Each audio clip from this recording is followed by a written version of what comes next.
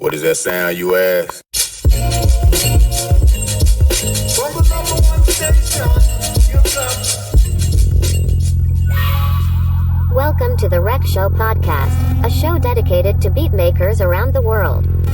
Kick back, relax with the host Golden Mind.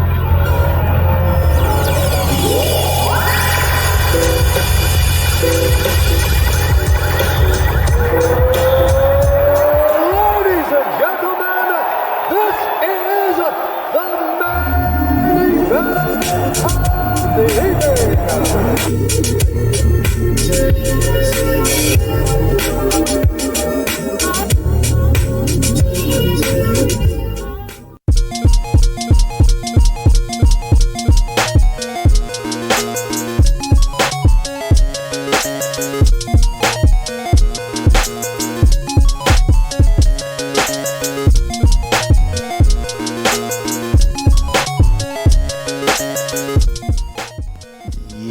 This is how we starting off the episode, man. Episode number 93. Woo. Yeah. Name of this track is called Let's Shell Shock from the PTSA Volume 1 by Nelak. You know what I mean? I'ma link this track in the description of the show, man. Alright, so shout out to Nelak. Yo, man, that's how we gonna start it off on 93, man. Thank you all for giving me a little bit of your time, man. Y'all gonna enjoy this show. We'll be back in a couple. All right? Peace and love. Count your blessings, not your problems. Yeah.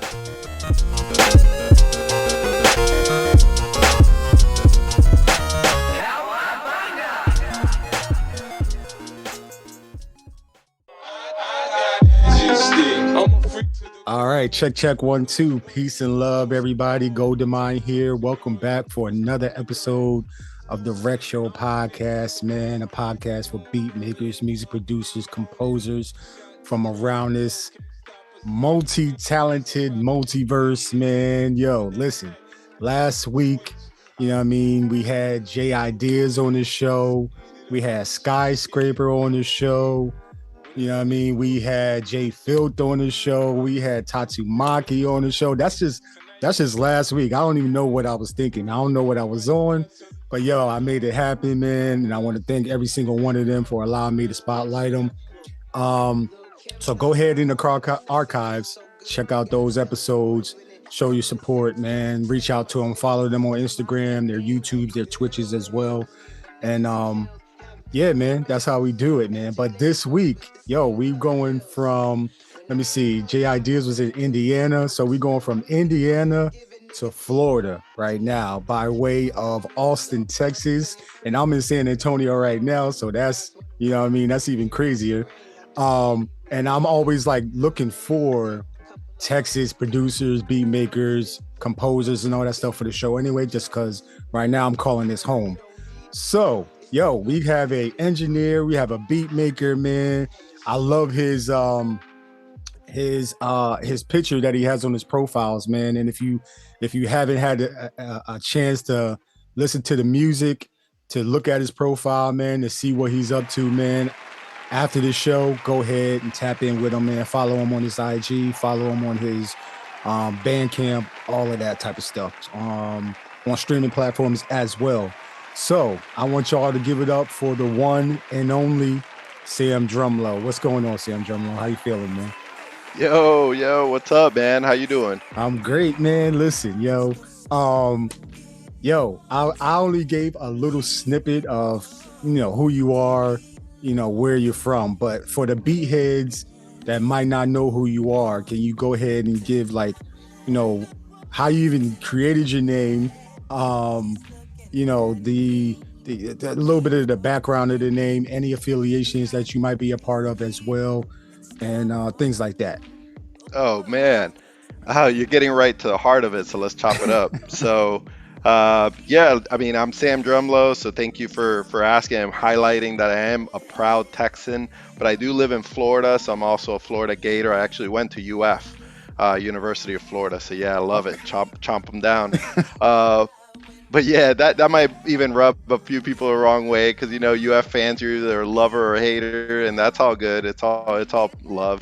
But yeah, about my name, Sam Drumlo. It's so funny. I've only had one other person ever ask me online on Discord. We were kind of having a chat or whatever, and they were surprised that my real name isn't Sam. Right? They're like, "Where are you from? Australia or something?" or like UK. And I'm like, "Nah, I'm from Texas." Like, what? What? So your name's not Sam's? Like, no. So it stands for samples and drum loops. Ooh, okay. Okay. Yeah. So I'm really heavy and focused around just sample-based production and then drum loops.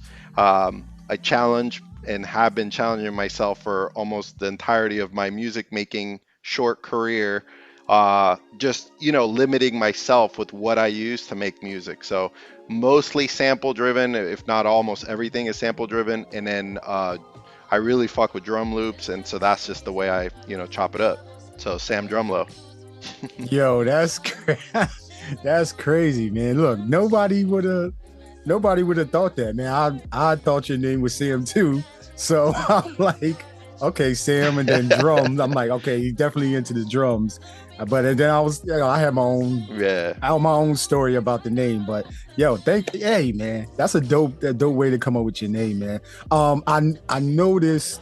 So when I'm talking about doing research and stuff like that, you've been creating beats, creating music for a short time.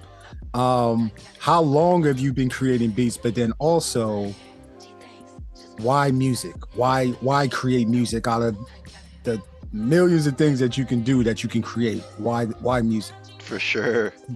Man, I gotta, like everybody else, they got a story they want to tell, and I'll try to keep it brief so that we can get to some other more fun stuff. But yeah, I'm a COVID producer, man. I started at the very beginning of COVID. I want to say my first beat, I have it saved somewhere, was like April.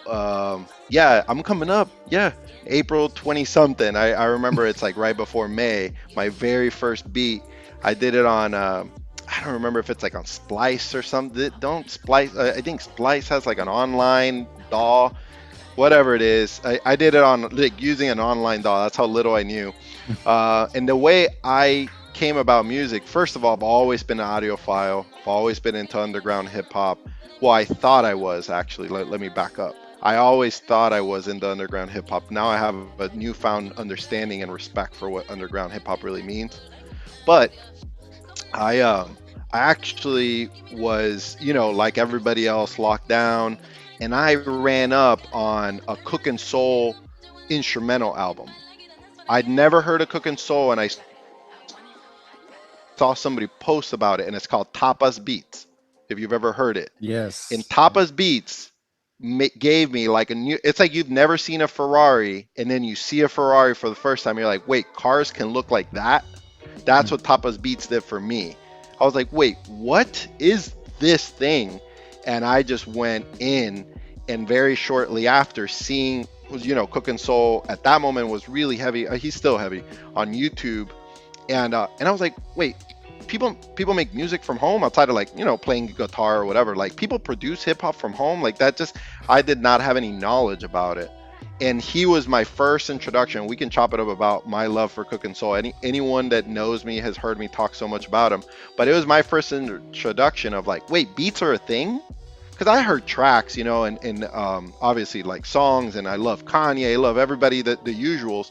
But I didn't know beats were a thing, man. And that was my first introduction. And the minute I saw him chopping it up in his bedroom, it empowered me to go and try to chop it up in my bedroom, because I thought that was going to be that easy. Mm-hmm. Oh man, I was in for a surprise. So you're like everybody else, man, that first started. Like, yeah, we think it's so easy, and then once we start, it'd be like, yo, these beats is trash. Yo. yeah. No, I thought my shit was good immediately. Immediately, I was like, oh, my thing's crazy. And then when I'd go compare it to his tracks, they're like, why does it sound like that? Well, how does he do, and then that started a whole journey I'd love to share with you. But yeah, that was my beginning. That's how I started. What is that, 3 years ago now? Am I on my third anniversary? It might be 4. Is COVID is 3 years? It's 2019. Well, yeah, we started it's 2020. Yeah, it's about 3 years. Yeah. Yeah, man, 3 years. 3 short years, but man, a lot of hours in though. a Right. lot of hours in, bro. Right. Yeah, man. I was going to ask you about the because you submitted a track for Cookin Soul. He did um I think he did like a contest or something like that where you submitted a beat for his Cookin Soul challenge, I think. Yeah, he's done a couple things. I think he's doing or he did a Serato challenge recently. He's doing some collaboration with them. He's worldwide at this point. But no, he was actually doing streams last year for a short bit, and I reached out to him like the total fanboy I am, and he let me help as an admin on his Discord and on his streams.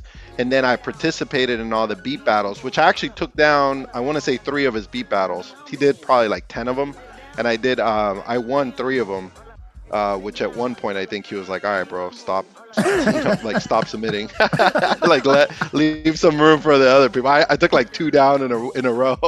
Wow. So congrats, man. Yeah, wow. Cookin Soul is super heavy, man, in this beat game, man. So what is it about crazy. Cookin Soul, man, that is like have you fanboying out, you know? Yeah, I think he does. Man, that's no one's ever asked me that. A lot of people just simply challenge me on, well, there's this other beat maker, there's this other producer, and I'm like, I hear you.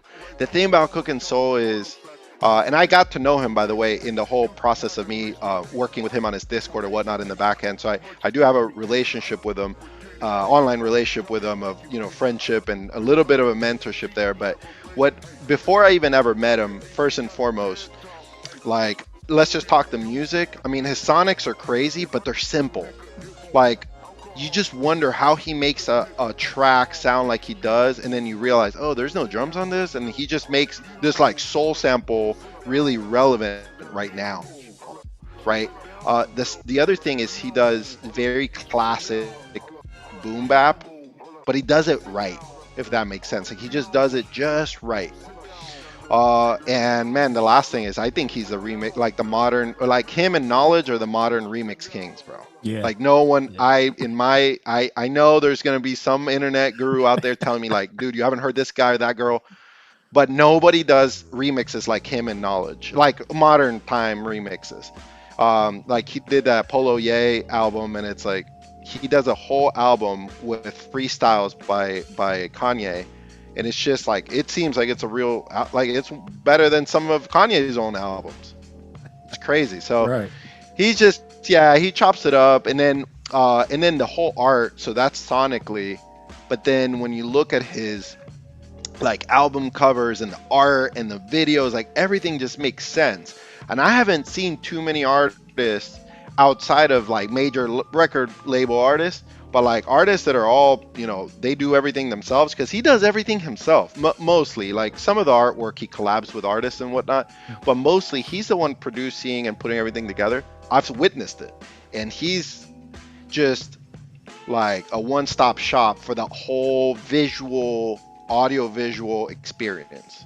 And I can really appreciate that. I think a lot of us are way far behind on that game when it comes to standing up to somebody like him. So mad respect. If you're listening to this, Cookin Soul, love you, boy.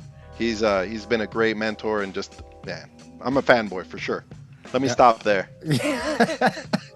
I got you, man. Yo, listen. Yeah, let me stop there. Cookin Soul, man. Yo, if you listening to this show, yo, he just like Sam Drumlo.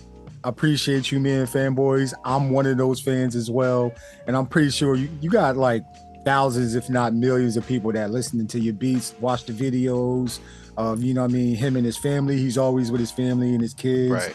Vacationing and stuff like that, man. And just the work that his output is crazy, Crazy. So Crazy. I'm trying to I'm always intrigued because I have my own family, so I'm trying to figure out, management, time management, time for this, time for that, but still trying to do this and that, so yeah, man, he's an inspiration, man. So we appreciate you. We appreciate you, Cookin Soul. And then also he's always shown respect to hip hop, man. He's always shown respect to the people that create the music that he samples. He's always showing that respect, man. And man, that speaks volumes as far as um what he thinks about music, hip hop culture, his input, the input that the people that created the music gave him the inspiration to create a different type of beat and remix and all that type of stuff. But yo, like you said, knowledge, Cookin Soul, remix kings, man. Like they yo, man. Yeah, it's Like crazy. man. So okay, listen, man. Cause this the show with Sam Drumlo, man. If y'all don't know, man, go ahead while y'all listening to this, go ahead, follow him on Bandcamp, follow him on Instagram, follow him, just tap into his link tree, follow him on Discord server, all that type of stuff, man. But besides being you said a COVID producer, right? So you started producing and during COVID, everybody locked down and stuff like that. Had you had any previous experience with like instruments, sampling, composing, like all that type of stuff? Man, the only experience I ever had is because I was about to say none, but I actually did have some experience when I was a teenager and into my early 20s. I used to do, I'm aging myself already, but I used to do capoeira. Have you ever seen that? The Capoeira? Yeah, Brazilian, yeah. When they the move Brazilian in, martial art. yeah, Yeah. rhythm, yeah. So in capoeira, a big component of it is the cultural Afro-Brazilian cultural component, and you got to learn how to play the different instruments. They got all kinds of different drums and tambourines and whatnot, and they have this thing called a beating bow, and which is this like string instrument that sounds like crazy. It sounds like a sitar kind of. Yeah, and I learned how to play all those instruments growing up, but I kind of like left that behind at one point. I stopped training when I was like 25 or so. So I did that for about 10, 15 to 10, 12 years, I think. And so that was my only exposure to music and rhythm. So it was very drum heavy. Now that I'm thinking about it, I hadn't thought about that in a while. But yeah, that's my exposure to music before ever touching anything related to, hey, I'm gonna make my own remix or beats or whatnot. Wow, yeah, Capo. So I got to add, not only beat maker, engineer, social media, like, what do they call them? Like you can do the social media type of thing, like admin, Man, social I media hate it. admin. But then also mixed martial artists. I got to add that to that, man. Like capoeira is because I learned about it from somebody when I was in the military, and he's like super, like he was showing me the moves. I'm like, yo, it's definitely like a rhythm thing, but then being unpredictable. It's almost like capoeira or breakdancing and capoeira are Right. like the same. You know what I mean? Like, did you breakdance and all that type of stuff too as a kid? No, I didn't really break dance, but I was around the break scene a lot because of capoeira. So in capoeira, you'd get all these cats that were break dancers, and I had my homies in high school and even after high school were all break dancers. And then I made a few friends in Austin that used to put together big break dance shows. There's a competition, a beat breakdance battle called B-Boy City back in the day, and they did it for like 10 years straight or whatever. And then from there, I made all these friends, like homies from Capoeira took me to B-Boy City scene, and then I met other breakdance and B-Boys that would go to Austin to go compete.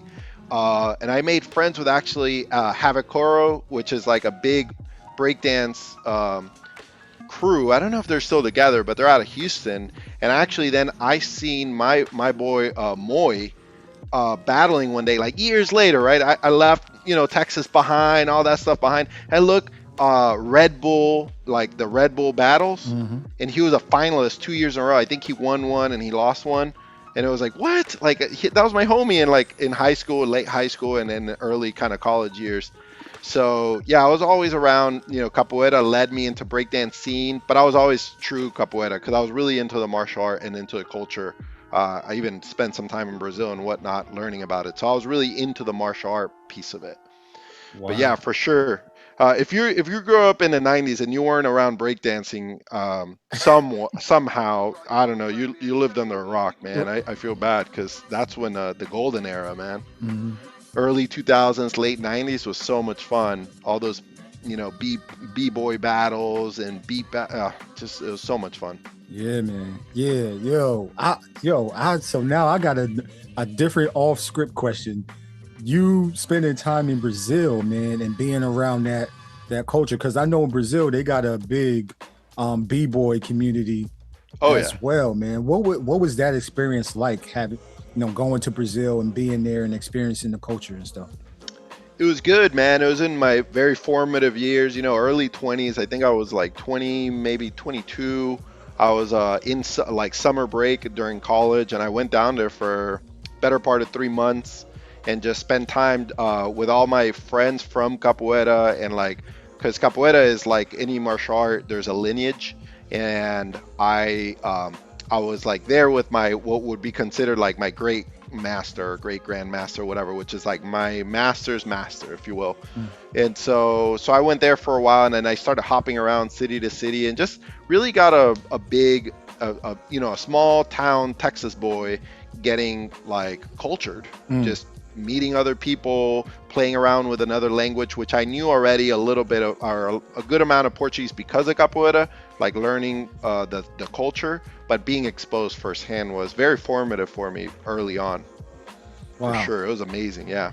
Wow, man. So then that experience, you got like already we only 9 lives. Yeah, Yeah, I know. we got so much life experience already in that short amount of time, you know what I mean? So man, I gotta ask this, man. Look, so growing up, being around family, friends, the mixed martial arts, stuff like that, like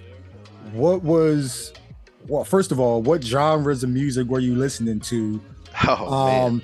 And and who were you riding around with that exposed you to, hip hop and music and stuff like that?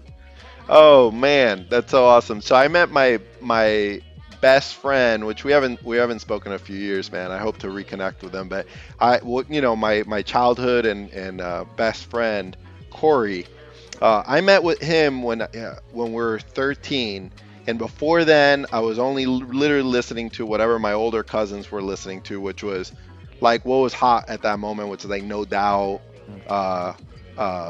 Tragic Kingdom, I think was the Tragic Kingdom, the album.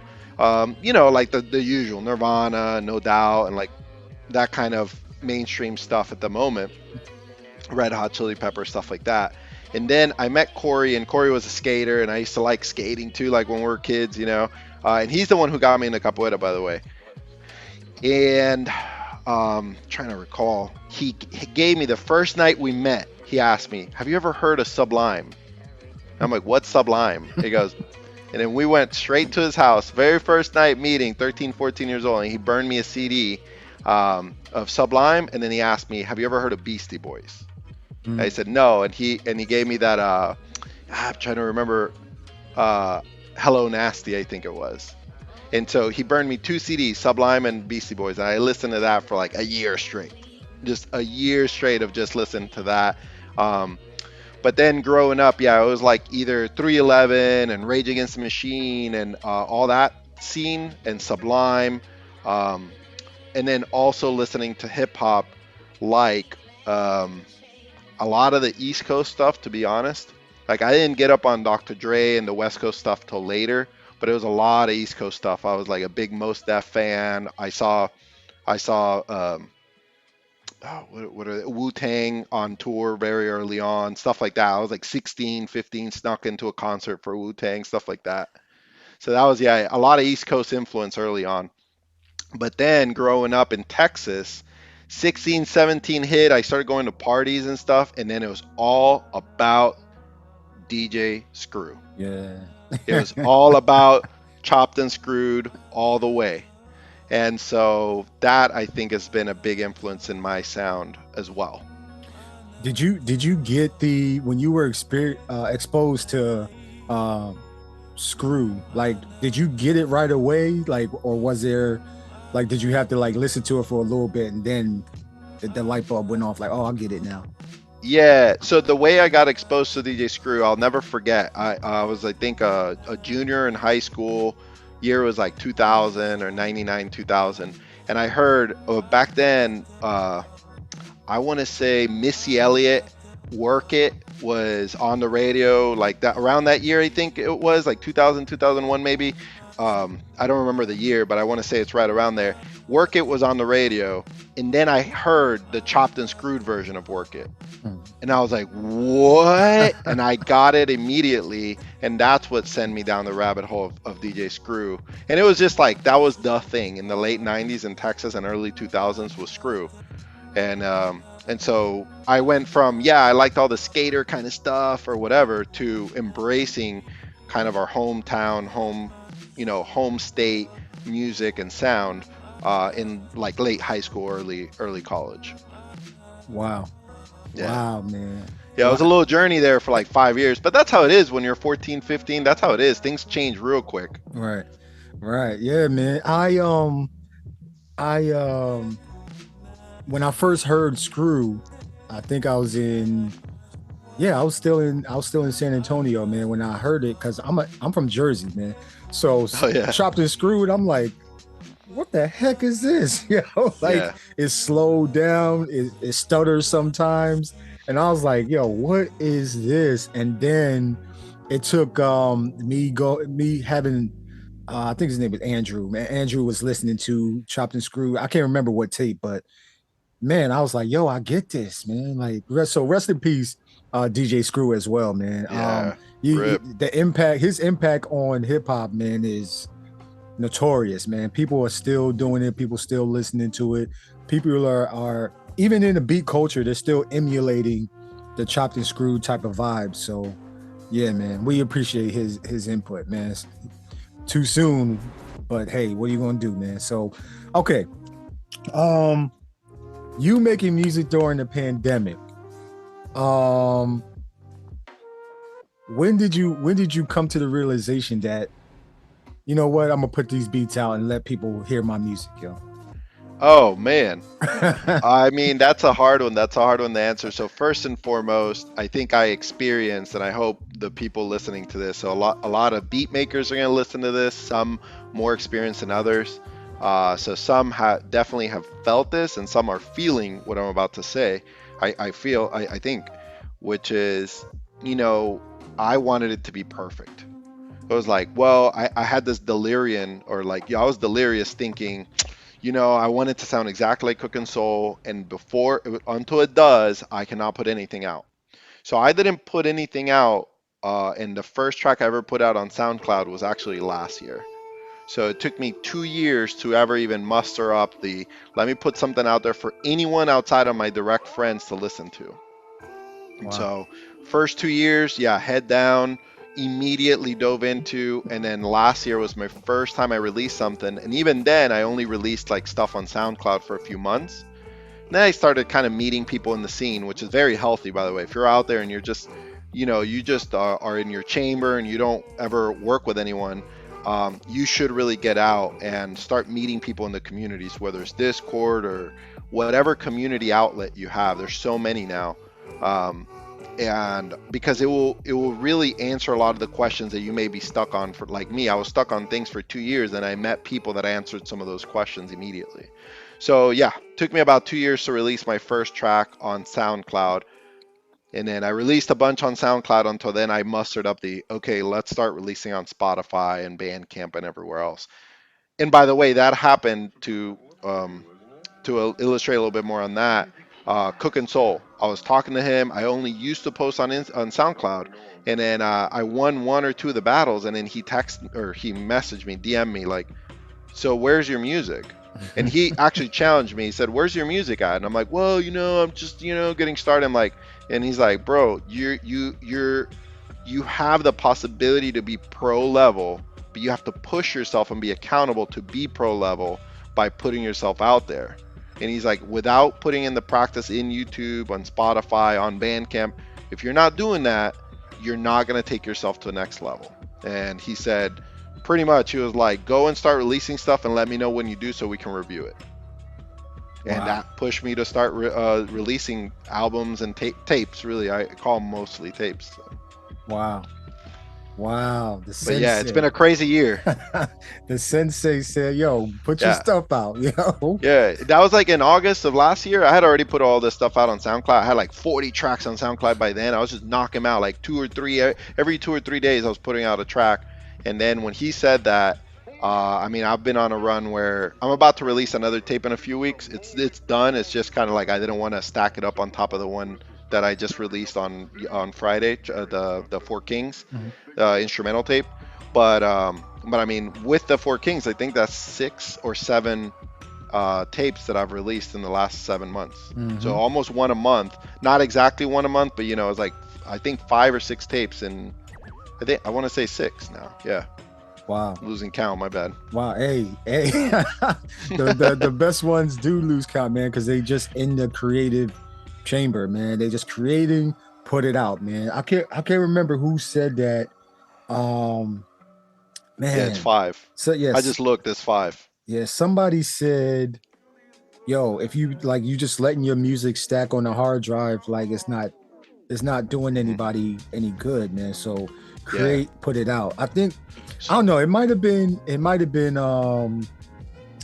oh man, what's his name? What's the guy with the long hair, man? Russ. It might have been Russ. Oh, okay. Yeah, it might have been Russ that said, yo, he don't sit on no music. Like he just he make it, create the artwork, boom, put it out, let your music stack up and stuff like that, man. So man, the sensei, man, yo. Yeah. So I'd like to chime in on that, on where I'm at right now dropping music, because you're catching me at a very particular moment in my music career, or in my my music stint, whatever you call it, because I really haven't made any much money making music, so I wouldn't call it a career, but yeah, you're catching me at a very pivotal moment. So a few months ago, right, rewind back. So last year, dropping a whole bunch of tracks on SoundCloud, great. Starting to get some recognition amongst my peers, show up to battles, take a few battles down, or streams. I would submit music on streams and raise a few eyebrows here and there, right? Because I'm still learning, still mixing and learning mixing and mastering and whatnot.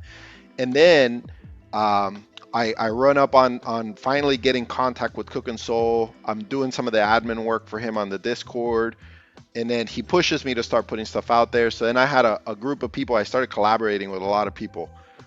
Almost all my albums have been, in fact, no, actually all my albums have been collabs.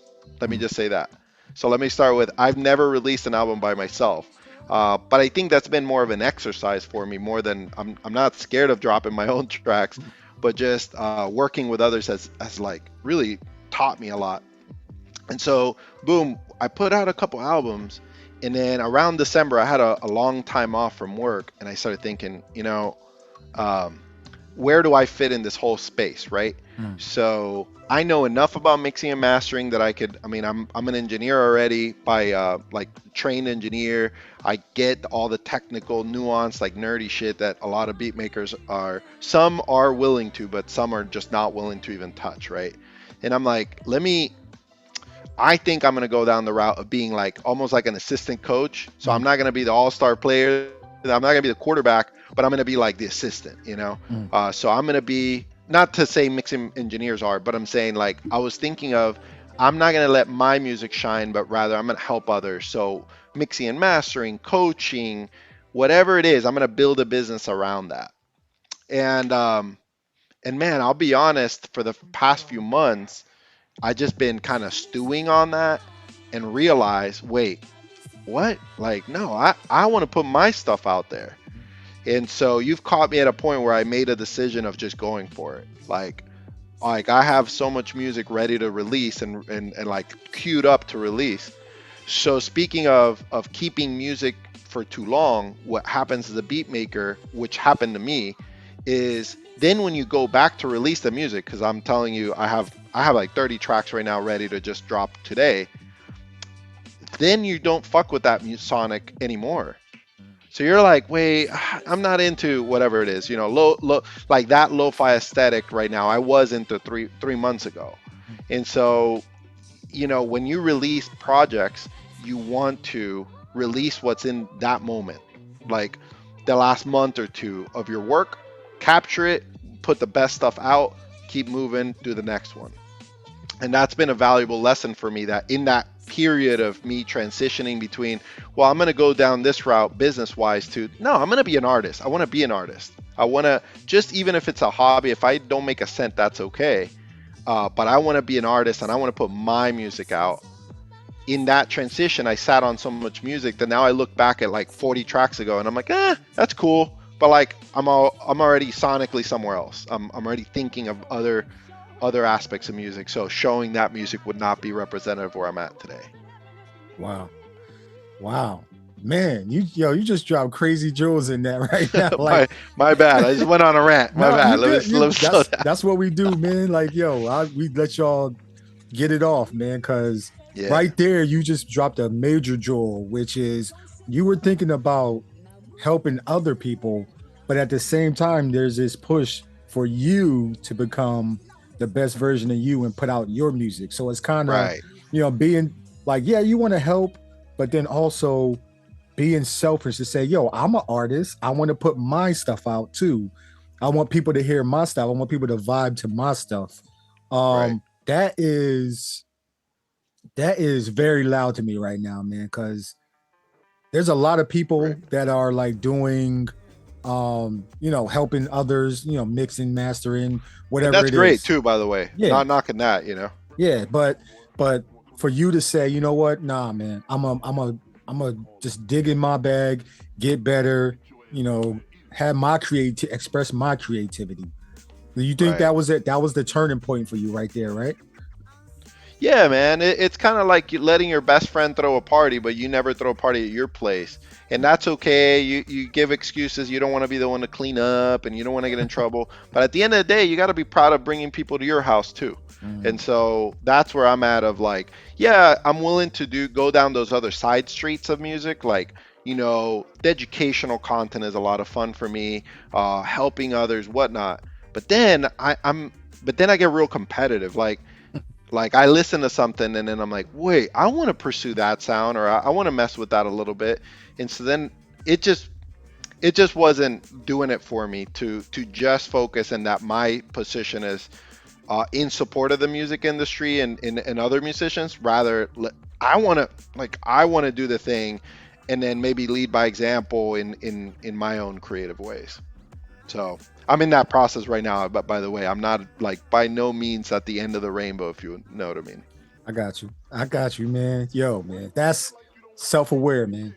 Being self-aware, is like, it's an underlooked type of thing, man. Like, we have to be as creatives, as creative spirits, man. We have to be self-aware of what our spirit is pushing us towards. You know what I'm saying? Yeah, man. Right. Go ahead. And every artist, by the way, so I've run up on, I'm not shy on reaching out to people, right? So I reach out to Tatsumaki, for example. Yo, man, what's up? I love the podcast. Love you. I want to form a relationship. Let me know what's up. What can I learn from you? What can I help you with? I reached out to Cookin Soul. I reached out to Sarah Instrumentalist. I've made, online relationships with all these different artists. And one thing is that I realized in looking at that reflection in the mirror is like, you have to be humble and work with other artists, but they all reflected back on me of like, whoa, you have something here. Why aren't you just pushing it to that? Like, you're 95% there. Why are you afraid of pushing that 5%? Literally every one of those artists told me something to that effect. And it's like, whoa, like, especially Tatsumaki was like, brother, let's go, get it, drop it, let's go. And I'm like, what? You're right. He gave me a lot of confidence here the last few months talking through it. Man, that guy, by the way, is a mad inspiration and definitely another mentor, man, for sure. Yeah, shout out to Tatsumaki, man. Sarah Too Ill. Yeah, Sarah Too Ill is awesome. Man, two heavy hitters, man. Like, man, I can't. Same with her. She was like, drop it, let's go. Put yourself out there, make the art, put put the website together, do all that stuff. So Yeah, anybody that's like on the most humblest person, man, and you helping, pushing people in a humble way, not like pushing them in like a negative way or stuff like that, pushing them to express themselves. We thank you, man, because we need more people out there in this world that's doing that, man. If people are on a fence, but they actually good at it, just a slight nudge to push them, man. That's the confidence that people need these days, man. Just one or two people to be like, yo, you got something, yo. Let me see what you do with it, yo. That's what we need, man. Wow. And because it's really important for people, for us, all of us, to understand. Sometimes you need to be empowered. You need to feel empowered. Sometimes you need somebody else to give you the permission you're unable to give yourself. Like me, 3 years, 2.5 years into music, 2 years into music, and I'm like, my music doesn't compare to Cookin Soul's. And it's like, who cares? Like, start putting stuff out. And that really has allowed me to and empowered me to, that's okay. Like, go do it, go get it. So I gotta do a quick shout out to my boy Ohrickybeats. So Ohrickybeats was another one that I ran up on, and he was like, yeah, I fuck with your music, send me something and let's put you on the tape. And I was like, what? Like, it was like, this is the first time anyone's asked me to be on their tape. I do a lot of collabs where people send me stuff, but, and that was awesome. And one thing he said to me that really stuck, and that I see him doing, and yesterday I actually dropped a video, was like me making a beat on the SP. So I never make beats on the SP. I have an SP 404, and I never make beats on it, but I always see his videos, and I was just kind of chilling at home. I'm like, why not? Like, he almost empowered me to like, that's dope. Why not? Right. It was definitely inspiration he may or may not know that he had on me and on others, but it was like, sometimes you need to feel empowered. Yeah, man. Yo, shout out to Ohrickybeats, man. He was a guest on the show. I want to say January. Man, so many jewels he dropped, man. The Bump Show. Shout out to the Bump Show, man. If y'all ain't get that cassette, you might be too late. He might be coming out with another stack soon, but it's available on Bandcamp and DSPs right now as well. My cassettes are, man, I got so many cassettes, man. I can't even find. I know you're looking for it right now, yo. Oh yeah, we got cassettes, man. Look, we got the cassettes on deck right here. There you go. Yeah, we got the Ohrickybeats cassette. Yeah, that 33. For his signed. Yeah. One day when he said, Ricky, get famous, so this cassette gains value, brother. Yeah, man. Yeah, the Bump. Yeah, man. URL friends, man. Yo, listen. Man, you were actually, I think, Cookin Soul, man, Doom Xmas. Yeah, man. Yo, when I did the URL Friends edition, man, I think that was January as well. So for all my mutants, man, if y'all listen to that episode where I had a whole bunch of the, not a whole bunch, but a few of the URL Friends that are on this compilation, man, there's so many jewels, so much inspiration, man, on that joint. Sam Drumlo was featured on the Bump Show, man. I'm skipping questions, but I'm freaking right now, yo. That experience to be on the Bump Show, URL Friends collaboration, man. Like, what was that like? Because Ohrickybeats, man, he's an FABC affiliate too, man. Right. So that's what I'm talking about, getting out there, right? For all you guys that are listeners that have not gone out there as much as you wish you did. Like, stop making excuses for yourself. Reach out to someone like me, Ohrickybeats, Tatsu, whoever. Just start reaching the people. We're available. Like Ohrickybeats, I hit him up. I don't remember how I get in contact with him, but anyways, I got in contact with Ohrickybeats, and then we started kind of working. We started talking and whatnot. He gave me a couple tips here and there, and then one day he just said, if I wanted to be part of the tape, right?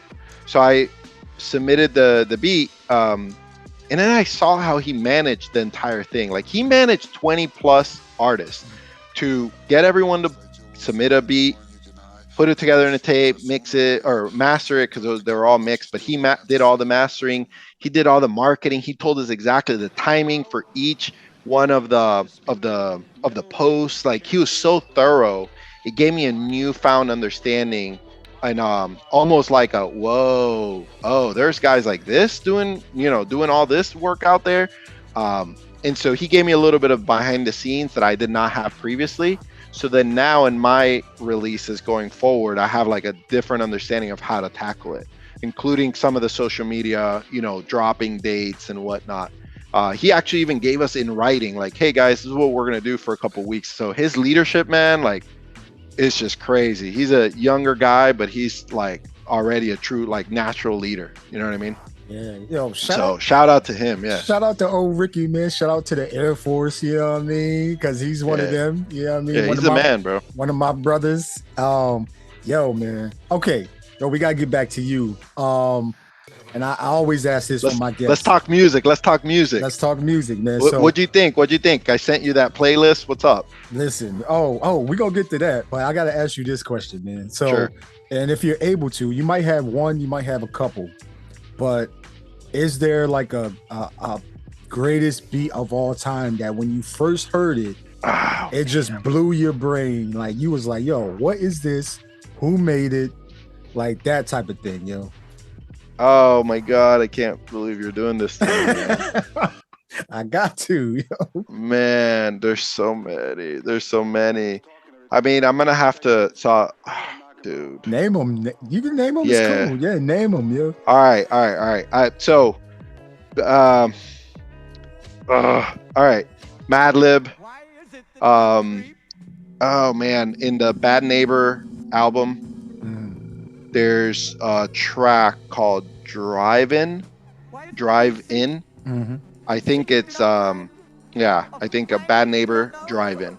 And I just remember hearing that and getting a different energy. And I don't think it's a very famous beat by no means. Like all you like Madlib heads out there will know it, but not a lot of people kind of tune into it. But it's one of those beats that you're like, so what is this? What era is it from? Like, where does it belong? And it's just timeless. That's why I love it. I know a lot of people go the J Dilla route, and I could definitely talk about J Dilla. J Dilla definitely. I mean, Don't Cry is just like one of those that the first time I heard it, totally threw me into a whole different direction sampling wise, and I just think it's one of the greatest beats of all time. It's hard to like. It's a one of one that thousands of us have then gone and recreated that micro chopping style. Thousands of producers have done. So you gotta speak to that. So those two are sick. And then last one, I'm gonna go with another Madlib beat, and it's just like my favorite, like one of my favorites, and it's just one of those, and it's No Parties in LA. I think No Parties in I mean, yeah, there's so many other beats. I think I'm saying the ones that I'm going off script, and most people wouldn't think of these, but No Parties in LA. I mean, I just heard that thing and I was like, what the hell's going on here? It's one of those that gave me that feeling of just, man, it was crazy. So many other beats, what was that one on the the Kendrick album? Good Kid, Mad City. Oh, yeah, Good Kid. I was the Janet Jackson flip. I forgot the name of it. Poetic Justice. Poetic Justice. Yeah. That one. That's one of the craziest like R&B type beats. So you're just like, what? So those four stand out in my mind. That I mean, if I had to just like live with 4 or 5 beats for the rest of my life, I could listen to that all day, every day. Wow. Yeah, man. Those are and that J Dilla Slippin'. The Slippin', he just captures that like at 104, 102 BPM, and it's like a party, but it's not electronic music, but it's not house music, but it's not hip hop, and you're just like, where am I right now? That is one of the greatest of that type of beat ever, because you're just like, this is like chill house before chill house, but it's hip hop too. So it don't fit in no box. Yeah, it don't fit, and that's what I like about beats, when they do not fit anywhere. Same with Don't Cry by J Dilla. You can't rap over that. No. Don't. It just don't fit in that box, and that, hey, let's put, a blah blah blah capella on it. Don't. Just do yourself a favor and don't. Yeah, man. Because you know what I mean. Because this is it's slow and then it speeds up and then it's slow again. Yeah, you can't like. Yeah. Oh man, how could I not mention this one? I think you got me down a rabbit hole. I got to mention one more because this one is, I think, one of the greatest. It's the last track. I'm trying to remember. I'm so bad with names. I blank out on them. I know the music, just not the names. The last track on Damn, Duckworth. Oh, Duckworth. Yeah. Yeah, that beat is one of the greatest of all time because it has the 3-in-1, and being able to navigate those 3 switch ups, like 2 switch ups like that to me is a genius moment, like for Ninth Wonder. Ninth Wonder, man. Man. Yeah, crazy. That beat is like perfect. It suits everyone. Yeah, when he broke it down, man, where did he break it NPR. down? Yeah, the NPR. Yeah, how he broke the record down into the 3 and told the story behind it. Man, I'm gonna link that in the description, man. As one of the that NPR. Yeah, you gotta listen to that if you haven't checked those out. Those it's 5 of them. I think it's him, Just Blaze. There's a couple others. Yep. Yeah, man, all great ones. I'm gonna even go back and listen to Driving because I might have overlooked that. He got so much music out. Madlib does. Right. But listen to the instrumental on that. The whole Bad Neighbor, Good Kid, or Bad Neighbor. Listen to the instrumental. I think the instrumental. This is gonna sound almost sacrilegious, but I think the instrumental is better than sometimes the instrumental is just better than the actual one with the rapper on it. Right. Yeah. And that instrumental stands on its own. Right. Like the whole album. Listen, that's why I got into beats and trying to interview beat makers as well, because sometimes the words match the beats and stuff like that, but I appreciate the musicianship, though, how y'all chop the samples, how y'all program the drums, the EQing, like all that type of stuff. I'm still trying to wrap my head around mixing properly and stuff like that, levels. Like you could do mixing in the box with just monitoring the levels and stuff like that. But I'm gonna ask you about that in a little bit, real quick. But okay, so short time you've been making beats, and I got mutants that maybe started last week, right? That don't really have a background in it, but they want to do it, right? They see that that's something that they can do and carve out their own sound and stuff like that. Would you recommend that they, watch something, read something, or listen to something just to help them out a little bit? Oh man, that's so good. That's a great question. I mean, so when you're starting to make beats, I mean, first and foremost, I would, if you're gonna watch something outside of a stream or anything, oh man, I mean, the NPR, what are they called? They're not earworms. They're something else because that's Fox. But the NPR ones, I'm trying to remember, but please link those where they break down the beats of how they did that.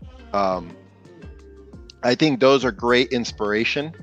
It won't be a tutorial. It won't tell you much. It won't even point you in the direction of what to do. But it's just great inspiration to pull from. But then DILLA Time is definitely a great book, but I don't think for somebody starting it would make much sense yet. I think it's like one of those books that, like, at the end of your first year of making beats, you're in it, and then you'll read DILLA Time, and then you'll be like, oh, okay, that's good. But nah, man, I think the NPR videos are awesome, and I think catching. I mean, I'm gonna have to go back to, I think Cookin Soul and his like breakdown videos are kind of cool because they give you a lot of clues, as well as Kenny Beats. Like of the modern guys that are out there putting stuff out, Kenny Beats, if you look up Kenny Beats and you go to like the Flicko page where it shows you a bunch of the clips, it'll give you a lot of clues. Like my bass line or my bass mixing template came from one of those videos, So you want to capture as many clues as you can, and I would look for the Cookin Souls and the Kenny Beats of the world towards like getting started. Yeah. Nice, man. Yo, I gotta find that Kenny Beats one too, man, because I'm always looking for templates just to shorten the amount of time. I could share. Yeah, I could share it with you, but yeah, man. Okay, yeah, we're gonna link that as well, man, because I know it's producers, beat makers, man, that are trying to go through the process. You know, when they when you listen to it on your monitors, wherever you are, in like your closet or your bedroom and stuff like that. But then when you take that and move it to the car, the sound is completely different, man. So it's levels, man. How do you what would you recommend people do? Because you well trained, man. I don't know. Sometimes it's one of those things that sometimes I feel like I know what I'm doing and I got it just right. And I feel so good. I puff my chest and puff up my chest and beat my chest. Like, yeah, I got it. I know how to mix a record or master a record. And then the very next record gets you humbled, you know? So a couple things I can give some tips and some gems out there, some more like technical stuff. First and foremost, and this is stuff I've picked up along the way, commit to one way. I committed to headphone mixing and mastering. I don't have the room for, good monitor. Like I have good monitors, but I don't have the room for it. So then my monitors were lying to me for a long time. And then if you hear some of my early stuff, it just sounds, it doesn't sound the part. So I committed to a good pair of headphones. I have Biodynamics DT990s, I think it is. I just committed to that. And I'm going to learn these headphones. I'm going to, do what I got to do. And so now my newer mixes and masters, if you're hearing some of them, or you heard a couple of them in a playlist I sent you, you definitely hear a difference. And it's just me putting in the hours into learning them. The second thing I would say is is it SonarWorks, I think it's called, Sound ID Reference by SonarWorks. So what they do is they equalize your headphones. Get it. Just spend I think if you're gonna get the headphone version, it's a software that pretty much equalizes your headphones to where you get a flat response, meaning the headphone doesn't have more bass or more treble or more whatever, but rather it flattens you're hearing what the actual true response is without the headphone adding a little oomph here or there. I got that because of my homie Das Chill, really talented producer. If you haven't checked him out, check him out. And he told me one day, bro, SonarWorks. And I didn't believe him for like weeks. And then I put it on. I did a trial. I'm sold. It's cost, I think, like $99 or something. I'm not sponsored by him, but pretty much what you want to do with music is hear it as clearly as you can to understand how it will translate. And then the third tip I'll give, and I'll stop there, is commit to one, how do you like to listen to music? A really great, talented musician told me that one time about over a year ago. He said, how do you like to listen to music? Because I was trying to mix for the, the old, I mix so that it sounds good on a cell phone. Or, because it needs to come through in this. And I'm like, he's like, how do you listen to music? How do you listen to Madlib when you fell in love with the Madlib track? How do you listen to Cookin Soul?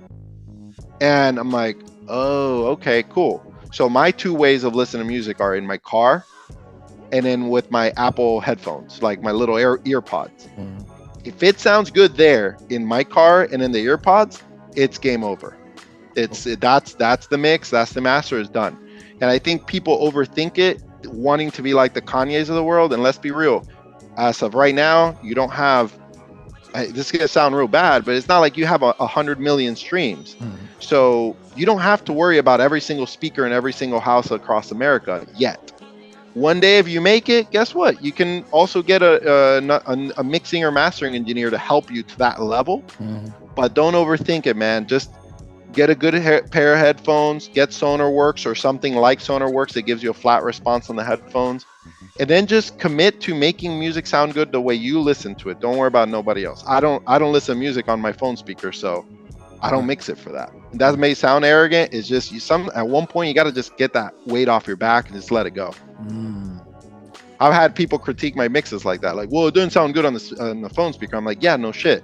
It's like I stacked 3 basses, you know, one 808, another bass, another lick bass, whatever, like stand-up bass and a lick bass, whatever. I'm like, yeah, it's not gonna sound good on it's meant to be bass heavy. It's never gonna come through on a phone speaker. It just drives me nuts when people drown in that glass of water. Yo, man, crazy jewels you just dropped, man. Yo, whoever told you that was a genius, man. Because for a while, and I was one of the ones that complicated the mixing mastering process, and after a while, it's like, man, I'm doing too much. I'm burning CDs. I'm going to the car. I'm taking notes. I'm like, oh Yeah. my God. It's like, Nah, don't do all that. yeah, it's too much, man. Yo, thank you for them jewels, man. Right. Right. The other thing is, don't for sample-based producers, my bad. No, I know you want to ask me one more thing, but this is really a gem that I did this for so long. If you go back on my catalog, literally 4 out of the last 5 tapes I did this on. So I really am dialing it in this year. It's don't over compress shit. Like, I know we all want that 303 heavy compression sound, and that's a skill. It takes a very skilled producer to get that sound, and that's all good. But you got to realize a lot of samples already come, and this is a jewel Cookin Soul, like literally DM me. Look, don't over compress the sound. That's why you're not getting the beautiful part of the sound out, because I was driving a compressor really hard, and then it's just kind of muffling the whole sound. You gotta learn your compressor. So like, get a good compressor and don't over muffle it, because then that's what doesn't translate. In your headphones, it'll sound good, and then you go to your car and it just sounds like it's in a little box in the bottom of the car, and that's over compression. Yo, hey, I see your face right now on the screen. Listen, Yeah, man, I told you, I've been through it. I put in the hours, man. Let's go. Oh my God, you giving mad game right now. I'm like, Hey, yo, you. yeah. Don't over compress. It's better if you add gain on some compressors and not over compress and get the loudness out of the gain than the compressor itself. And a lot of people, I mean, it took me, I don't know, 200 tracks to figure that out. So I hope that tip right now takes you to your computer or whatever you're using, and you turn down the compressor and you try it out, and you'll see you'll get a cleaner, louder sound. Yo, you know how many jewels you just dropped right now? Yo? I know, I get it. I'm sorry. Bruh. I went on a tangent, so go ahead, man. Bruh, I love this, yo. Okay, yo, man, that's gonna segue me to my next question, which is, okay, I know you said you had a SP404. You know, you first time making a beat, what, yesterday? On the joint. But then also, I like to figure out, like, okay, what musical equipment are you using to craft your beats? Because I was privileged to listen to a playlist of music that you're gonna have coming out soon, which I was like thoroughly impressed, man. I'm like, I'm not the one to judge no music, because who the fuck am I? But I'm listening to his music, I'm like, yo, man, this guy's fucking good, yo. Like, I'm gonna interview you about that list in a sec, but yeah, let me answer that question real quick with starting with just a little historical view as to the route I've taken. So I started on, I don't know, very quickly, like within the first week, I bought FL Studio, because I was seeing a lot of tutorials FL Studio, and I just thought that's what it was, right? And I got FL Studio. All the love for the FL Studio users. I love the mixing, like the whatever, how you can mix stuff in FL Studio. It's great. The piano roll in FL Studio is like no other. But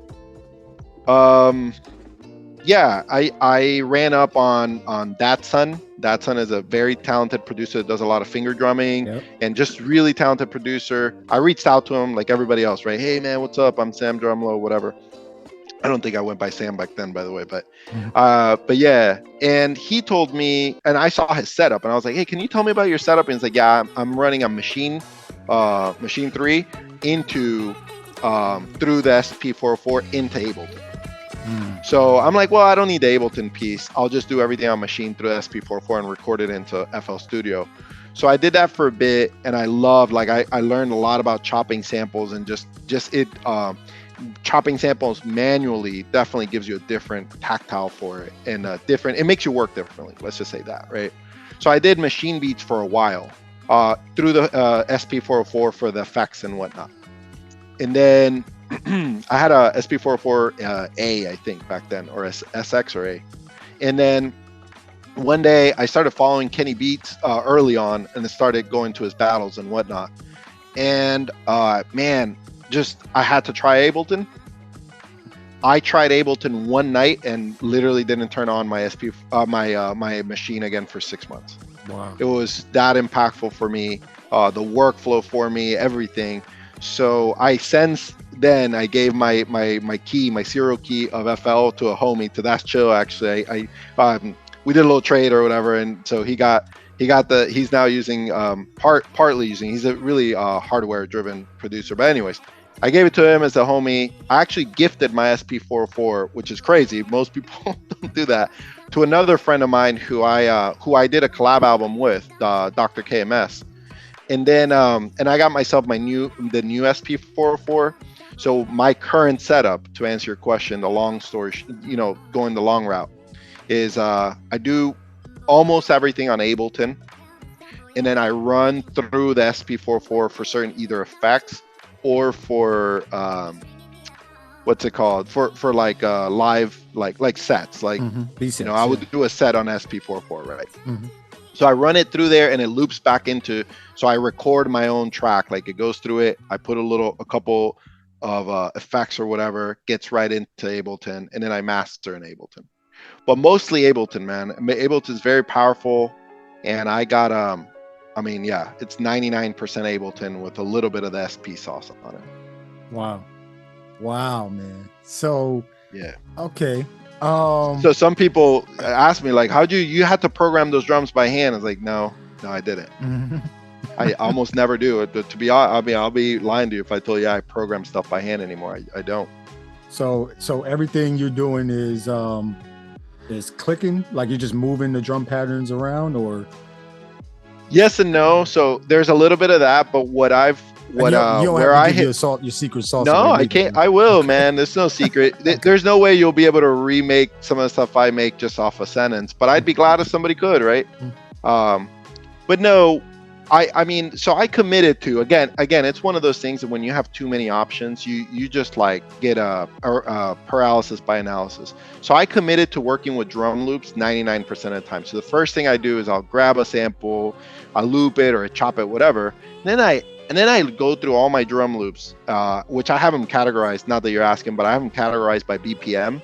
So I'll have like 20 drum loops that are all 80 BPM. So then I know what to drag and drop, and I just see what sounds good.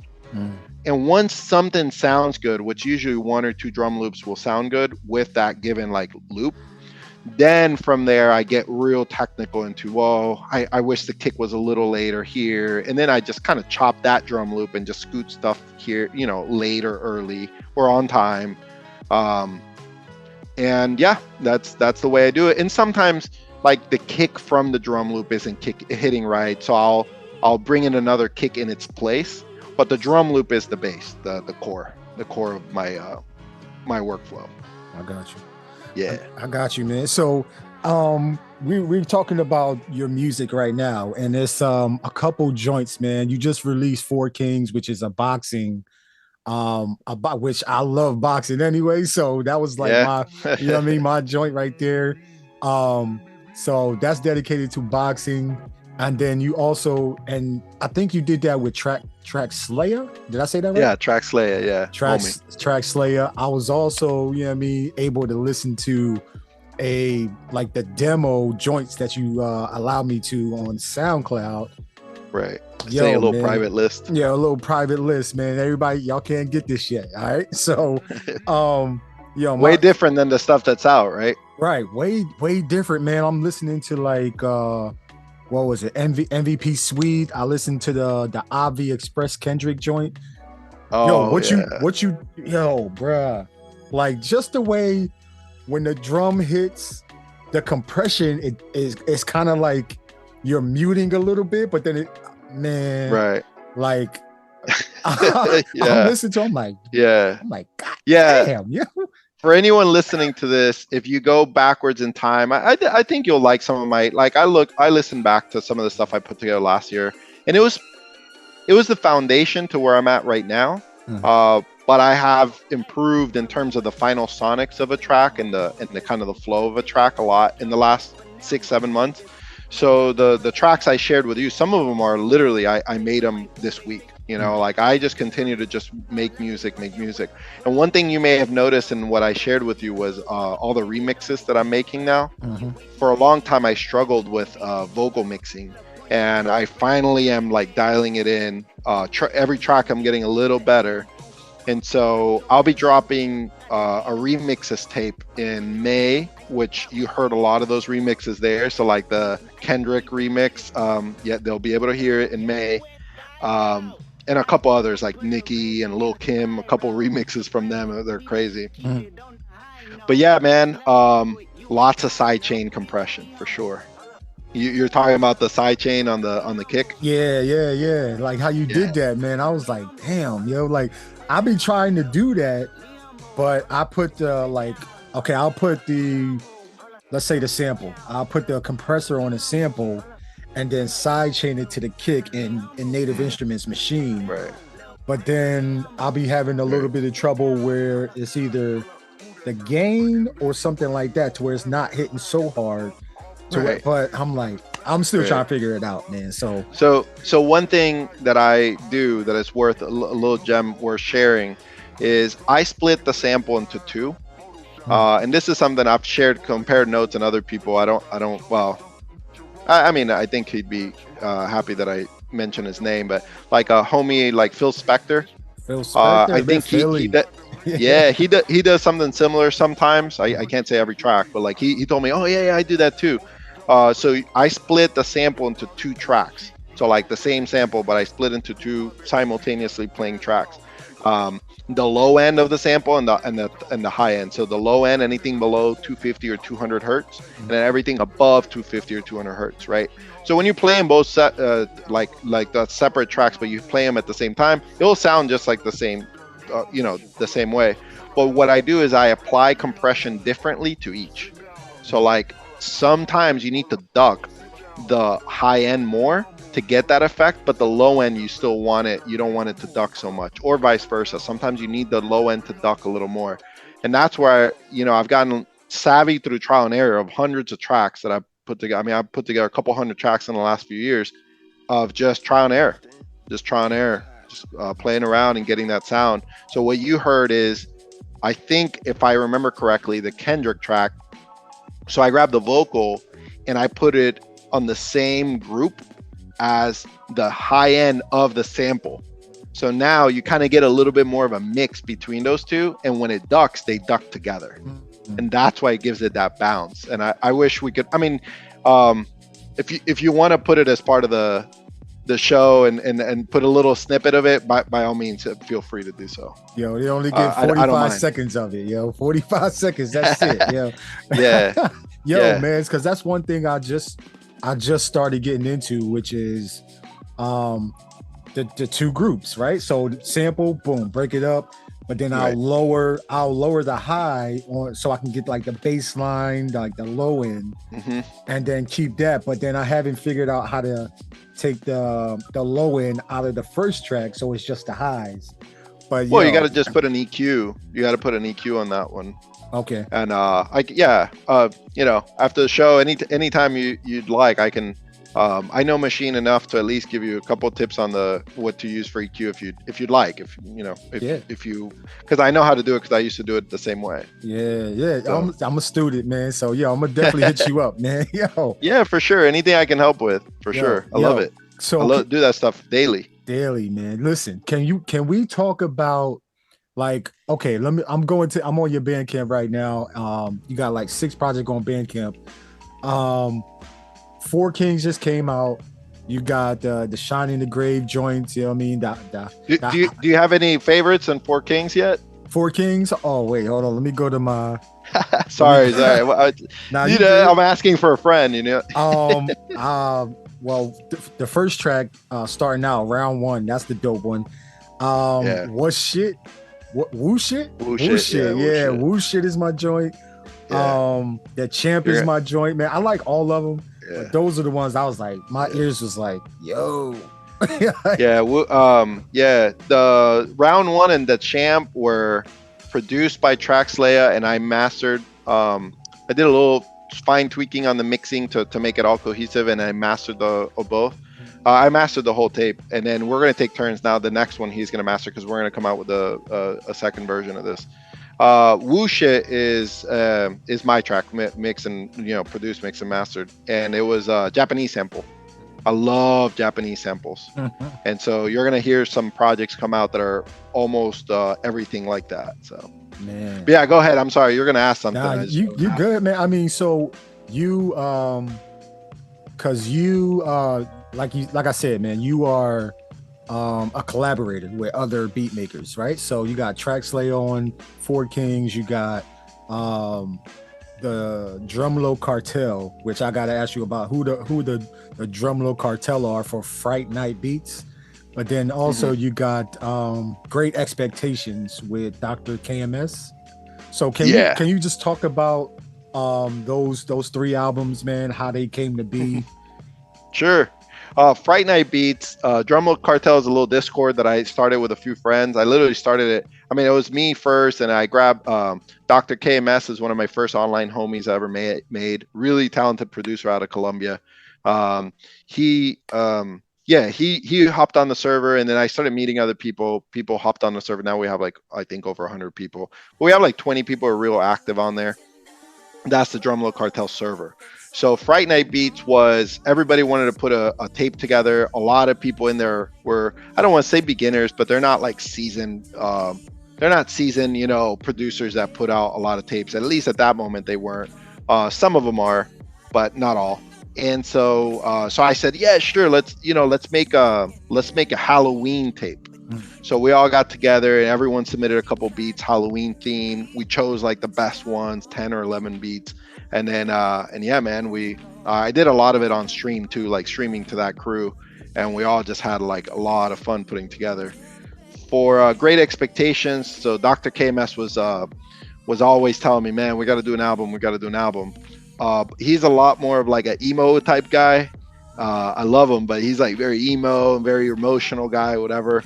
So very alternative. So if you heard if you hear that one, it really is a piece of art. It's really more, it tells a story. And that one is, so Dr. KMS stands for Dr. Kill Myself. And so, I'll just say this for all of you out there, or any that are, struggling with mental health, going through tough times.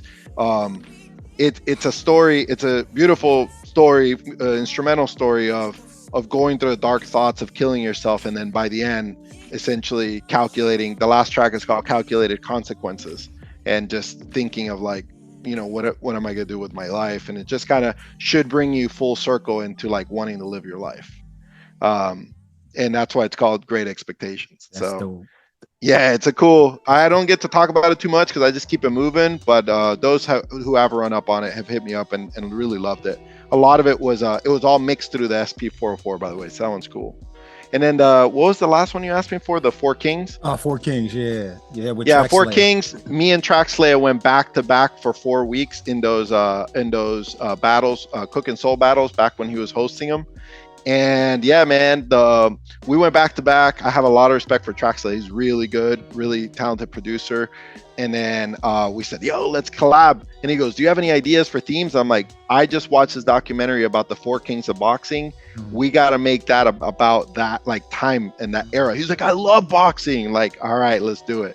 And then, and that was, collabed with him. He sent me a bunch of beats. We kind of put all these beats into a folder. And we just kind of handpicked the ones that we each liked for each other, by the way. So he picked mine and I picked his, and we just put together that album. Those albums right there, man. And when I listened to Four Kings, I was like, yo, this shit is dope. And it made me want to do an MMA one, right? I do an MMA tape. I'm like, damn, man, this shit is so live, yo. And this one, the little theme of this one with a couple of vocals here or there is for the Hagler versus Hearns fight of 1985, which is considered the greatest fight of boxing of all time by some. So, it's, fun theme, just having fun with some audio, just putting in some like short parts of the stream of the boxing stream, just here and there, just little clips, trying to Yeah. keep it artsy. Yo, man, listen. That joint is amazing, man. Y'all did y'all thing on that, and then Great Thank you. Expectations, based off of the Charles Dickens novel, right? So, listen, Yeah. internets, man. When y'all listen to Great Expectations by Sam Drumlo and Dr. KMS, man, just don't do anything. Just put it on, lay down, Crazy. just let is it crazy. just let it hit you, man. And Yeah. I listened to it the other day again, and I realized, you know how we all kind of cringe a little bit at our old music or music from, whatever. Mhm. That one, I listened to it, and I was like, man, I really love this tape. Others, I cringe a little, like, oh man, I could have done this different or that different. Even Four Kings, I'm like, man, next time I'm gonna do this. But Great Expectations, there's nothing I would do different. I just love that as it is. It's a great moment in time for sure. So no, like, because part of our issue, when I say our, I mean anybody that's creating anything, is we try and judge the previous work. Right. But for this one, like you didn't like, you just let it be, right? Like, is that hard for you to do, to not judge your work that you put out to the world? And you know what I mean? You can't get it back, like Kanye West, like he was saying. Yeah. One of that, like, it's always a work in progress. Yeah, I mean, it definitely is a work in progress. We're talking about we're definitely gonna come out with Great Expectations 2 in a couple months. So I'm excited about that next volume.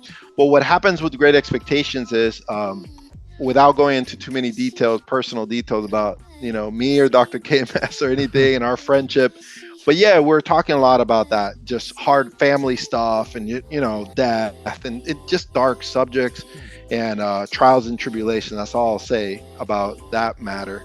And pretty much, it came from the soul. And so then when I listen to it, I feel that. With some others, it comes from somewhere else. And that sounds really bad, but just, sometimes it's like going to a party and you listen to music that you really like versus you listen to music that's sentimental to you.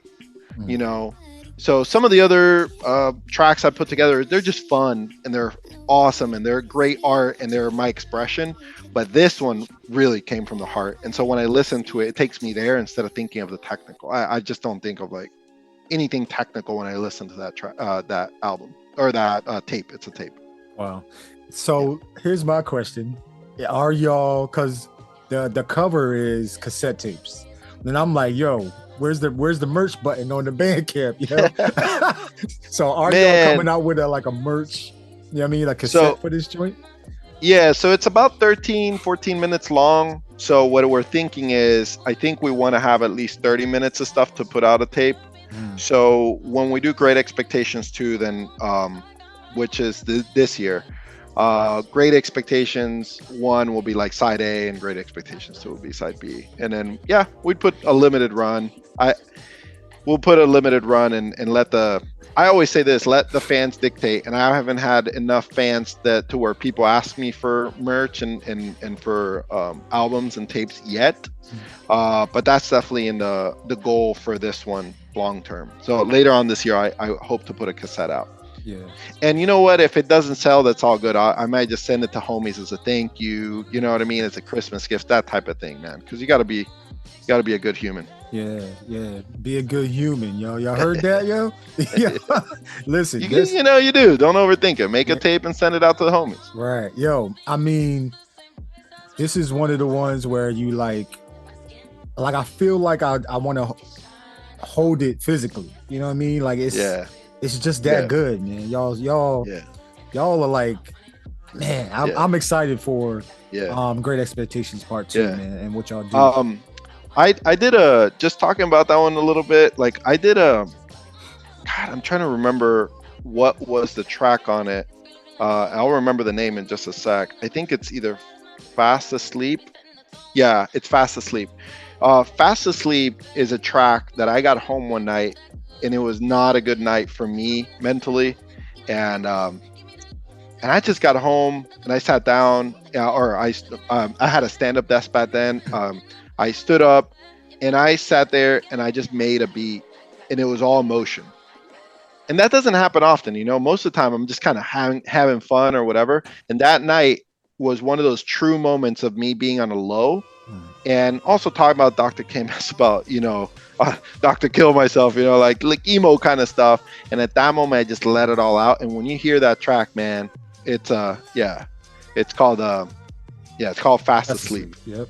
Yeah, which is talking about, you know, thinking of dying quickly. Yeah, you know, so that's a real thing. It's dark stuff, man. I'm in a good place, don't get me wrong, but I'm just saying, you know, we're really exploring really darker themes in this tape.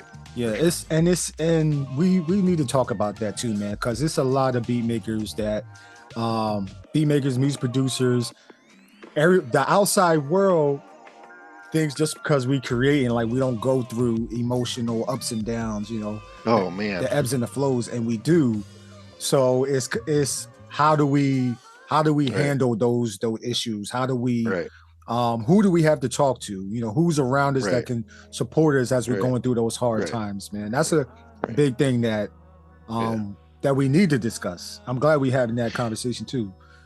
Music's such a double-edged sword for musicians, I think, in general, and because a lot of us get there coming from a dark place, and then we come and replace. So I didn't think we were going to touch the subject, but I think it's relevant. I'm open about it. So I struggled with addiction at one point in my life, and not drug addiction, which is really severe and bad. And I've had buddies or a buddy pass away from that, which is really sad. But I struggled with a gambling addiction, really, really bad, silent killer type of thing, right? Some people think it's not as bad. It's really bad, right? So, you know, I overcame that. It was a dark moment in my life. Overcame it the right way. I went to GA. I did the you know, the 12 steps, did the whole thing.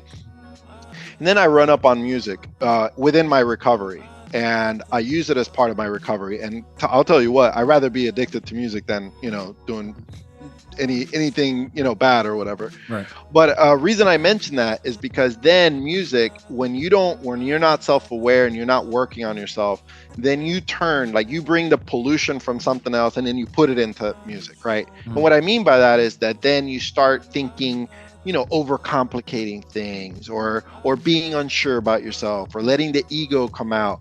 And instead of just like being light and letting it go, letting it flow. And so if you ever struggle with like a little bit of, you know, emotional stuff, which I think we all to some degree do, use music as the medicine, not don't make it an additional problem, if that makes sense. Like, oh man, now I feel down about my music. If you ever feel down about your music, go to the next track, make another track and put it out. Send it to a friend. Let other people judge it and give you a hug, kind of give you props for it, if you will. And so it's important. I think a lot of producers, especially in modern days, we're getting caught up in the details and comparing ourselves too, right? Like, you know, oh man, like this beat, my beat isn't as good as this other person's. Like, dude, don't. That's just hurting you more than it's helping. And so it's definitely something that I've contemplated a lot. And I've had to overcome myself. I'm not any better than anyone else out there. So, yo, thank you for sharing, man. Thank you for sharing that, and thank you for being so open and honest about that too. And congratulations on overcoming that, because, yo, man, every single human being on this earth is going through something. Yep. Some type of vice that's, you know, kind of like a chain with a boulder. Just dragging them, you know, keeping them from flying. Like, you know, that you ever seen that butterfly where he's got a chain and a boulder keeping them from flying, type of thing? Right. Yeah, man. So thank you for that, man. And man, honest conversations, man. Like, they are super invaluable. At a time where, yo, this world is bonkers right now, yo. So. To have a outlet to help you get over the hurdle, man, that's priceless, man. That's priceless. And I don't know if that was dropped dropped on your spirit in order to, to do that, or was it just something that you just went to? Yeah. And I've had that criticism. How many of us have girlfriends or wives or boyfriends, and you get criticism for spending too much time making beats, right? And I've had to remind myself, coming from like a background of addiction, of I'd rather be addicted to this than doing something else, right? But then you do have to be self-aware and just be man, like if you really truly want to be healthy about it, you got to come up with a healthy routine with music or with art. You can't let it be the vice itself. So my healthy routine right now is starting to just put out the stuff, and just let it out there. The last 6 months, 5 tapes, or 7 months, 5 tapes. Just keep it going. And ain't nothing else. It's not gonna stay in my hard drive, and just keep it moving. Yeah, man. Yo, we appreciate that. Yo, we've been going for a little while, man. We get it right now. Yeah. So I got 2 questions kind of to round this out real quick. So I always ask this: what's that one thing that you wish you knew before you started making beats, before you started on your music creation journey? About music? About music, yes.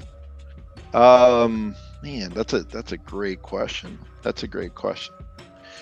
I mean, I know the answer. I would tell myself, I wish I knew to stick to one thing, like let's just say Abelton. Just stick to one thing and don't buy, like, you don't need more gear, you don't need more plugins. It's really hard when you're coming into the scene knowing what's what. Like, do I need that compressor? Do I need the SP? Homie, choose one. Just choose one thing, learn it. I've given this feedback before to other people. Give yourself at least a year. And then from there, okay, graduate to 1 or 2 other things. I wish I knew that, because part of my initial year and a half was just learning software and then jumping to another one, then learning that one, instead of just learning about the actual music. And I think I was doing both at the same time. Obviously I was learning the music, but yeah, just learn one thing, stick to one thing for a while. Give yourself enough time before you hop on to going and buying more stuff. You don't need to buy much.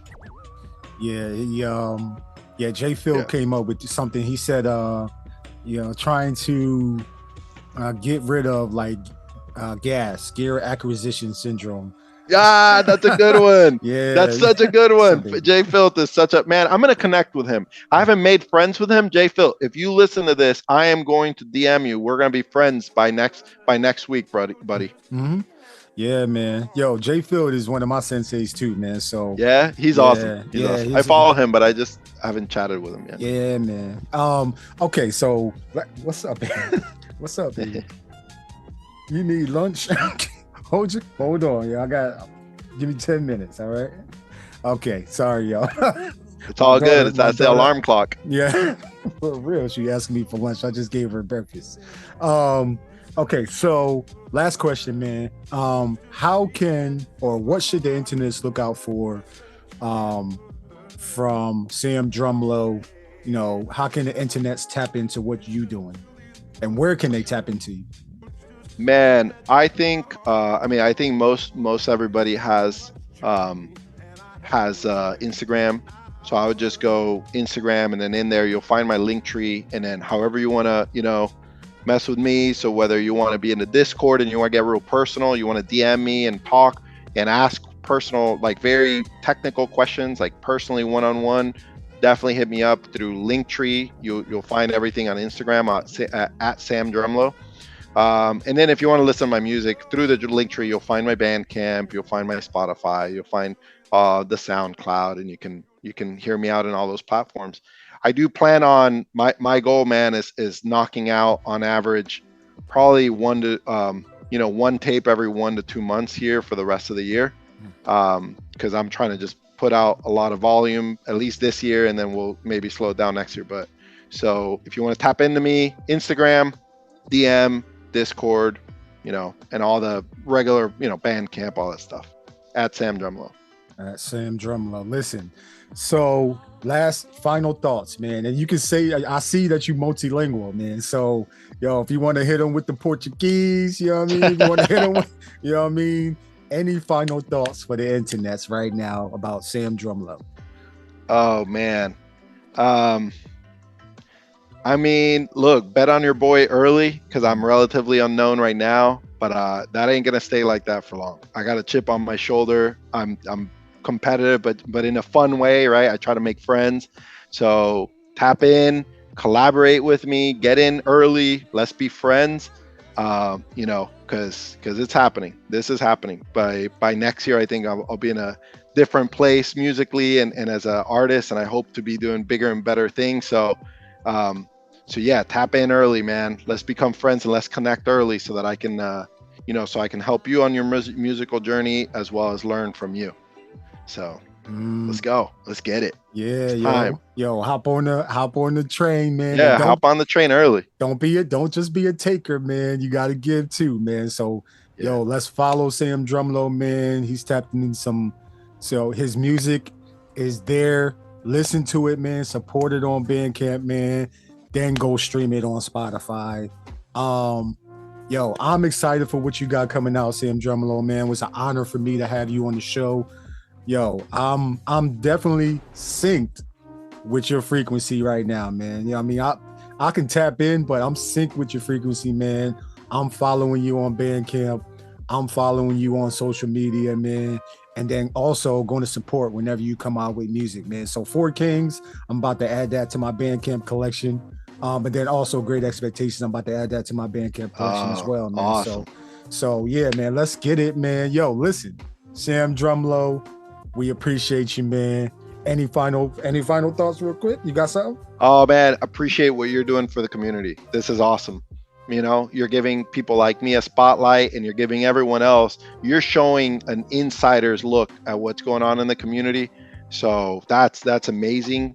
And you're giving people a spotlight. God bless you for that, man. You and your family, for sure. You're doing a very good deed, and I love where you're at, and people are going to be on your side forever for doing it, including me. So anything I can help, I'm a big Golden Mind supporter now. So definitely let me help you in anything you need. You probably got more than a dozen homies like me wanting to help you, but yeah, thank you for everything you're doing, man. Yeah, my honor, man. It's yo, I don't know. I mean, I'm just doing what I love to do, man. I love geeking out with the music. I love learning, you know, the mindset of the creative, you know. So, man, I love what I do. I love this platform.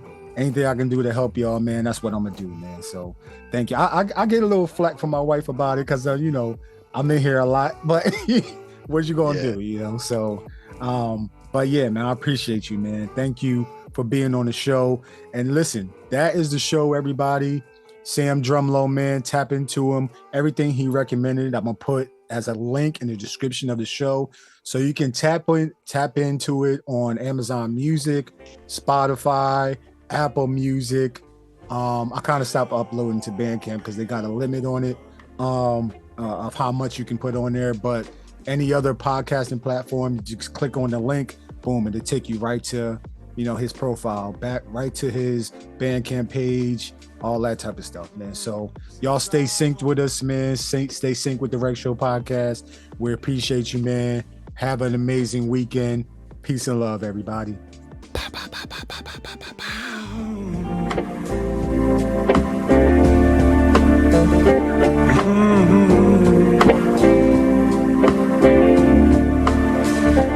One of them.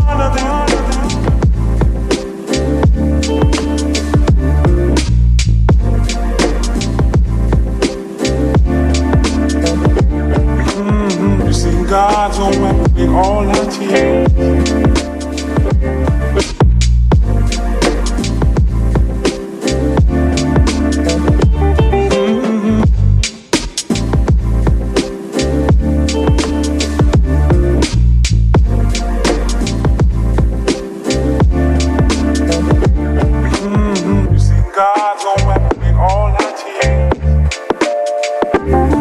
Wipe the tears.